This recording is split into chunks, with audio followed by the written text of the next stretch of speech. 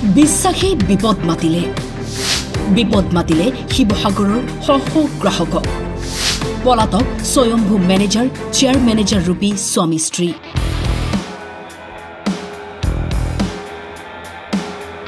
এহাল স্বামী স্ত্ৰীয়ে লখিমী গাঁৱলীয়া বেংক খুলি কি কৰিছে শুনি হতবাক হ'ব স্বয়ম্ভু মেনেজাৰ চেয়াৰ মেনেজাৰ ৰূপী স্বামী স্ত্ৰীয়ে ভুৱা বিত্তীয় প্ৰতিষ্ঠান খুলি গ্ৰাহকক উচ্চ হাৰত সুদ দিয়াৰ বিনিময়ত সেভিং ৰেকাৰিং ফিক্সড ডিপোজিট আৰু ডেইলি একাউণ্টৰ নামত সংগ্ৰহ কৰিছিল লক্ষ লক্ষ টকা গ্ৰাহকৰ ধন মেচুৰিটি হোৱাৰ পাছতো প্ৰতিষ্ঠানটোৱে ঘূৰাই দিয়া নাছিল সেই টকা আজি দিন কাইলৈ দিম বুলি কৈ প্ৰায়ে গ্ৰাহকক ঘূৰাই পঠাইছিল আমি ডেইলি একাউণ্টত পইচা থৈছিলো দিনে মানে 50 টকাকে থৈছিলো এতিয়া জানুৱাৰী 5 তাৰিখে দি মানে শেষ হ'ল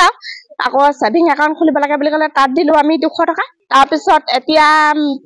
ফেব্ৰুৱাৰী 5 তাৰিখে মিচুৰিটি হ'ব লাগে এতিয়া পইচা নাই পোৱা অহা যোৱা মানে মই আহিবলৈ বিচাৰো হেতি নালাগে বুলি কয় আহিছো আৰু এতিয়া বেংক তলা কৰিলে তলা দি দিলে এনেকৈ মানে হেৰি চিম্পি মাউত আৰু এয়া ফুকন নগৰ এজেণ্ট হয়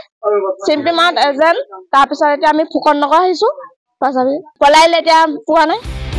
কালিৰে পৰা গ্ৰাহকে নিজৰ ধন বিচাৰি এনেদৰে হাৰাশাস্তি খাইছে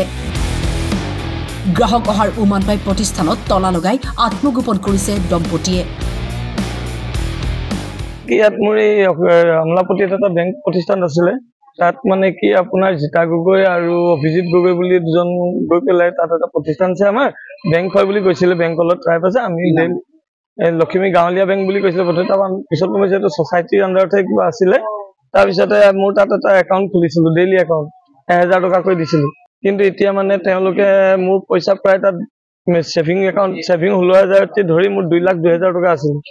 কিন্তু তেওঁলোকে এতিয়া পইচাটো দিব বিচৰা নাই আৰু তেওঁলোকে এতিয়া বৰ্তমান সুইচ অফ কৰি পলাতক অৱস্থাত আছে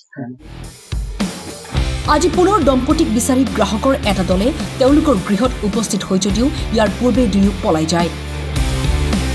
প্ৰায় 2 ঘণ্টা সময় ধৰি গ্ৰাহকসকলে বাহৰ পাতে দম্পতীৰ ঘৰৰ সন্মুখত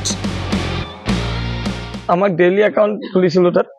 আৰু তাৰ পিছতে তেওঁলোকৰ ওচৰত মই এটা লোন ল'ম বুলিও মানে হেৰি দিছিলো এই এপ্লিকেশন কৰিছিলো তেতিয়া তেওঁলোকে ক'লে লোন ল'ব পাৰিব বুলি তেতিয়া মই 3 লাখ টকা লোন ল'ব বিচাৰিছিলো মোৰ ব্যৱসায় ভিত্তিত তাৰপৰা লোন দিম বুলি তেওঁলোকে মোৰ পৰা ইনকাম টেক্সৰ ফাইলৰ কপি ল'লে income tax return GST trade licence এনেকৈ কৰি মই সম্পূৰ্ণ চেকলৈকে মই জমা দিছিলো দিয়াৰ পিছত তেওঁলোকে লোনটো দিম কৰি পেলাই দিব পৰা নাই তেতিয়া মই ক'লো আপোনালোকে এনেকৈ এটা লোন দিব সময়ত ইমান দৌৰাই থাকে তো আমাৰতো অসুবিধাৰ সন্মুখীন হৈছো আমি ব্যৱসায় কৰা মানুহ ইমান সময় দি থাকিব নোৱাৰো আপুনি আমাক সোনকালে কৰি দিয়ক তেতিয়া তেওঁ বহুত জোৰ দিয়া দেখি এবাৰ 25000 আকৌ গৈ পেলাই এবাৰ 25000 কে মোক দিলে তাৰ পিছত তেওঁলোকে পইচাটো ক'লে যে নহয় আমাৰ এতিয়া লোন দিব পৰা অৱস্থাতে নাই আমাৰ অলপ মানে ফাইনান্সিয়ালি প্ৰবলেম হৈছে তেতিয়া ক'লে যে ঠিক আছে তেতিয়ালে মোক প্ৰিমিচৰি কৰি মোৰ যেটো প্ৰাপ্য ধন মোক হেতু দি দিয়ক তেতিয়া ক'লে এপ্লিকেশন এখন দি দিয়ক যোৱা 12 তাৰিখে এপ্লিকেশন দিলো 13-14 মানলৈকে তেওঁলোকে মানে ধৰ মোবাইলটো অন ৰাখিছিল তাৰ পিছতে তেওঁলোকে মোবাইলটো এতিয়া সুইচ অফ কৰি পলাতক অৱস্থাত আছে বাইদেউগৰাকীৰ নাম জিতা গগৈ আৰু তেওঁ হাজবেণ্ডৰ নাম হৈ গ'ল আপোনাৰ অভিজিত গগৈ হয় তাৰ পিছত আজি আমি তেওঁলোকক বিচাৰি তেওঁলোকে কৰিছিলে মুখ্য কাম তেওঁলোকৰ ঘৰ হৈছে আপোনাৰ ফুকন নগৰ প্ৰফুল্ল কোঁৱৰপথ আজি তেওঁলোকৰ ঘৰলৈ অহা হৈছিলে তেওঁলোকক আহি বিচাৰা হৈছিলে যে কথাটো কেনেকৈ কি সমাধান পাম তেতিয়া তেওঁলোক ইয়াত দেখিছো পলাতক অৱস্থাত আছে সুইচ অফ কৰি থৈছে আৰু ঘৰত নাই তেখেত শিৱসাগৰৰ পৰা সঞ্জয় পাৰিকৰ ৰিপৰ্ট টাইম 8